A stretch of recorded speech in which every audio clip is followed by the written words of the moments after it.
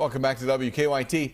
The story's new this morning. A Bell County man has been indicted on first-degree fetal homicide charges. A 36-year-old Taylor DeHart is accused of intentionally causing the death of an unborn child by repeatedly assaulting the pregnant mother, including inflicting blunt force trauma to her abdomen. Police say that DeHart was taken into custody Friday in Cumberland Gap, Tennessee. They had a joint operation there involving several law enforcement agencies. In addition to the indictment, DeHart's wanted for failure to appear, 2 probation violations in Kentucky, and a probation violation in Georgia, connected to an armed robbery case there.